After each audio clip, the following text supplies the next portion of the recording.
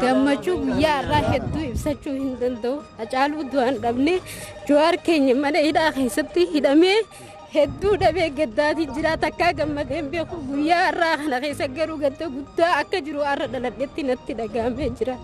Gaafa inni hidhamullee hidhane meeysoon jira asin jiru har'a garuu as arkee ija kiyyaan arguun guyyaa hedduu guddaa gammachuu dhumaan qabne akka lubbuu kiyya guyyaa irra dhalatetti gammadee fikkaan wallaalee hin jira. Bakkitti amma argamnu kuni magaalaa Finfinnee kutaa bulchiinsa Booleeti.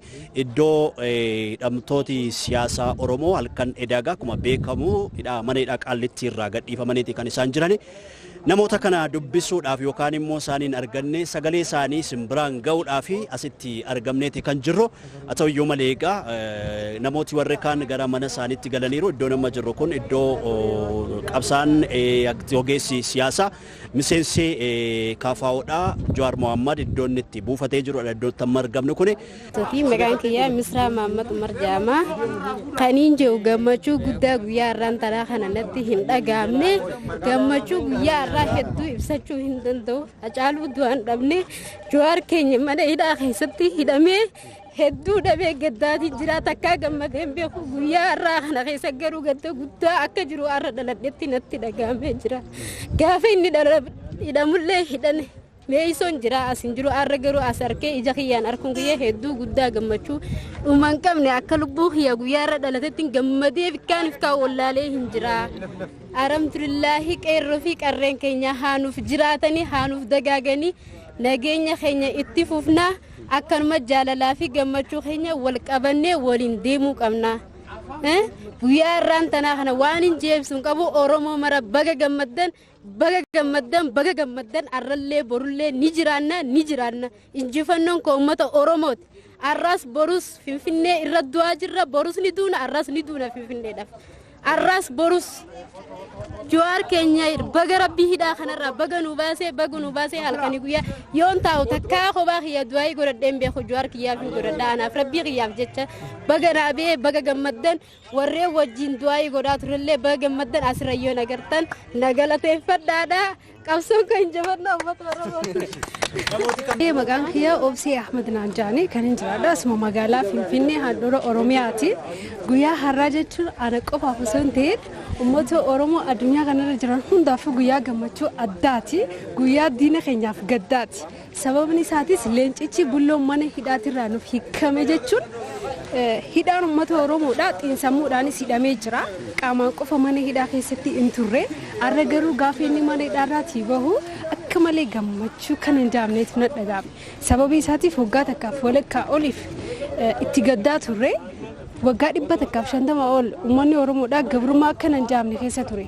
San dabalatee garuu goota keenya Haacaaluu Hundeessaadha nurraa ajjeesanii itti dabalanii goota Jawaar Mohammadii fi akkasuma immoo qabsaa'ota isaan fakkaataniillee walitti qabanii gara mana hidhaa geessan. Hidhanii immoo cunqursaan kun hundi isaan qofarra osoo hin ta'in Oromoota kutaa biraa jiran hunda irratti kan geggeeffame. Haa ta'u hidhaan qorsuma dhiiraati akkuma Oromoon jettu san hunda darbiranii obsanii har'a gahanii jiran jechuudha. Congratulations baga gammaddan isaanii jechuu barbaada. Akkasuma Oromoo hundaan baga gammaddanii jechuu ni barbaada. Dhugaa dubbachuudhaaf keessa kiyya akkamitti akka ibsadhu hin beeku. Maaliif gammadeetiin jira? Hayyee galatoomii maqaan koo Biraan waliin jedhama. Asuma magaalaa Finfinnee jiraadha. Har'a gammachuu addaan qofa otoo hin taane uummata Oromoo uummata saba bal'aatti gammachuun guddaan dhagahameera. Tokkoffaan ergaa baga gammaddanii kan hin dabarsuuf barbaade obbo Jawaar Mohammad Baqqalaa Garbaa akkasuma fi jaalleewwanii fi yeroo sana isaan waliin turaniin ergaa baga gammaddanii dabarsuuf hin barbaada. Kanatti aansee wanta inni jechuu barbaadu nuti uummanni Oromoo kun jaarraa tokkoof walakkaadhaa ol haala cimaa fi haala suukanneessaa keessa kan ture yoo ta'u har'a garuu utuu jechoonni baay'een humni baay'een nurra jiru garaffiin baay'een nurra jiru nuti har'a sadarkaa kanarra geenye gammachuun guddaan waan nutti dhagahameef isaaniinis baga gammaddanii baga waaqayyo isin baasee isin waliin jirraa uummanni Oromoo hundi gammadeeraa gammachuun keessa gammachuu keenya baga waaqayyo isin baasin jedha ulfaadha galatooma. Akka hedduu gammanne akka uummata Oromootti hayyootaan Oromoo tokko mana hidhaa keessa bahu hedduu gammanne akka uummata Oromootti sanaan fuulduraatis akkasumatti irratti tokkummaan irratti deemuun uummata Oromoo guutuu qabdi jechuudha. Hedduu gammachuu guddoo nu dhagame hedduu namtoonni siyaasaa guutuun bahuun hedduu gammachuu guddoo nu dhagame jennu akka uummata Oromootti. Wallaahi gammachuu har'aan tanaa gammachuu daangaa hin qabne nan dhagahame gammachuu guddaa akka hidhamtoonni biraa kaafellee ka siyaasaa akka nu baan jenna nuti. Kabeefillee gammachuu daangaa hin qabne kun akka agartan kana qasi wal geenye uummata keenya bira dhaabbannee gujurraa. Baga gammadanii isiniin jaa. Habraa waan hin jiru qabu. Maqaan kiyya Sultaan Jaamaa gammachuu har'aan tanaa tana woomanjeetti ibsuu hin beekon. Haalaan hin gammadee gammachuu rifaatuun boodan jira rabbi nu haa godhu hin jaal. Amma gammadannee rifachuu tana rabbi nurraa haa qabu. Ani duraan dursee maatii isaatii fi Oromoon hundi baga gammadan jira. Ummaan isaallee firri isaallee baga nagaan ijaan isaan arge jira. Wayyaanni ani kennu amma waan kana jedhee dubbatu hin danda'u. Gammachuulleedha naasuullee na keessa jira. Innaa gammachuun tuni gammachuu dhugaa nu haa taatu jedha. Maaltu si naasisame? Amanuu dadhabee osoo jiru lubbuudhaan osoo jiru isa ijaan arga jedhee amanuu dadhabe. Namni kun dhuunfaa isaatiif yookaan jireenya isaatiif osoo hin ta'in saba maraaf utubaa ta'eeti beekte. Isa kana ta'eef gammachuu dhugaa rabbi fiixanu haa baasuu jedha. An maqaan kiyya Miftaa Joorjiitiin jedhama Galamsorraayi. An har'aan tana gammachuu guddaatti nu dhagahama. Har'aan tana jawween keenya nu bahuu keenyaaf hedduu Oromoon hundi akka waan hundi Oromoon hundi dhaadhabeeti. Jawaar jechuun uummata Oromoo biratti waan guddaadha. Uummata Oromoo qofaa miti. Har'aan tana addunyaa guutuufillee Jawaar jechuun nama hayyuu fi seenaanillee jechuu nama barateedha jechuu. Jawaar jechuun nuti uummanni Oromoodha akka ija teenyatti ilaalla jechuu. Nuti uummanni keenya jechuu tokkummaa duraanii sin cimsatee akka hayyuu isaa hunda jechuu Jawaaris hunda Shamshuddin hunda hayyoota Oromoo hunda akka eeggatu hin jaa jechuu. Tokkummaa isa duriitiin akka hayyuu isaa eeggatu dhaamsan qabaa jechuu. Hayyee duraan dursa maqaan kiyya Ahmad Abdurrahmaan jedhama. Kan hin jiraadhu asuma magaalaa Finfinnee bulchiinsa kutaa Boolee bulbula kanaa. Gammachuu kiyya jechaan ittiin ibsadhu hin qabu. Gammachuun kun gaa kiyya qofaa miti. Dhalli Oromoo ka dhugaan jaalala biyyaa jaalala obbolummaa qabu namni hin gammanne jiru jetti yaada haa ta'u garuu warri bahinsa hayyoota keenyaa kanaan gadda yoo jiraatanis gaddi habiraa akka gubbaan dabalamuuf hin hawwaa. Injifannoo kan uummata Oromooti baga rabbi nagaan isaan baase Jawaar qofaa miti warra isaa waliin hidhamee ture badii tokko malee sababa isaanii nuti amma waan kanaaf sani kajuun jiru baga bilisa baanii duraanis bilisa qulqulluudha. Qulqulluun ol seenee qulqulluun gadi ba'ee kanaaf uummanni Oromoo gammachuu itti dhagahame miira keessa osoo hin galle daangaa gammachuu isaa eegee warra alla magammade ofirraa eegaa gaafa inni hidhamus gammadee gaafa inni boosu gammaduutu jira. Kanaaf tasgabbiidhaan jechootaanis akkaataan itti gammachuu hin ibsan daangee onnee keenya keessa ta'uu qaba. Har'a immoo warri kaleessa hidhamuu isaatiin gammadee ba'uu isaatiin gadde yoo jiraates gaddi isaanii itti hafuuf hin jedha.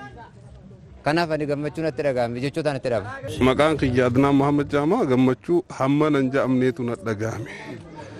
Jechuun abbaan qabsoo kana abbaan jijjiiramaa abbaan haqaa hoggaa dhokate har'a bakka dhokate san irraa baasanii dirratti as nu baasan namuma qabrii keessa ol nu baasanitti hin lakkaawa.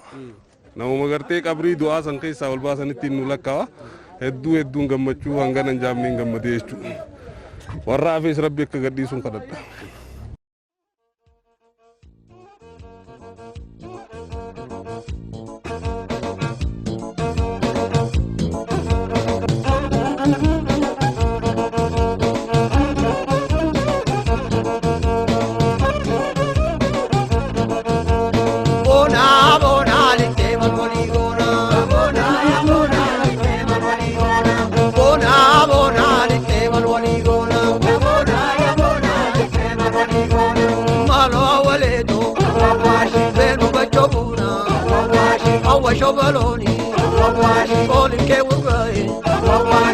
Bayaan Abbuun Hanjedhani Arsii Lixaa magaalaa Shaashimanneen irraan dhufe gammachuun guyyaa har'aa Jawaar Mohammad mana hidhaa shira ilmaan Habashaatiin hidhamee yeroo dheeraadhaaf mana hidhaatti hayyoota Oromoo waliin dararamaa ture har'a baheera.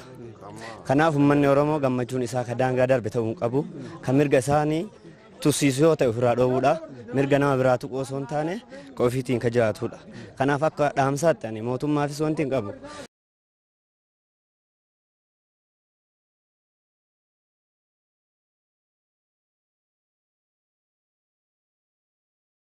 Daawwattoota keenya jaallatamoo qophiin egaa as mana qabsaa'aa Oromoo kan ta'e miseensa Koongireesii Federaalistii Oromoo mana obbo Jawaar Mohammaditti isiniin biraan ga'aa turre kan hangammaatti isin daawwachiifnedha.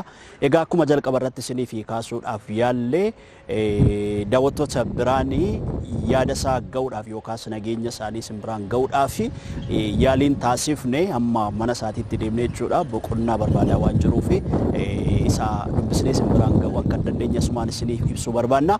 Egaa namooti adda addaa garuu godinaalee Oromiyaa adda addaa keessaa fuula miidiyaalee hawaasaa irratti viidiyoodhaan akkasumas immoo sagaleedhaan barreessuudhaan namooti adda addaa Oromoon biyya alaa fi biyya keessa jiru gammachuu isaanii ibsachaadha kan isaan jirani.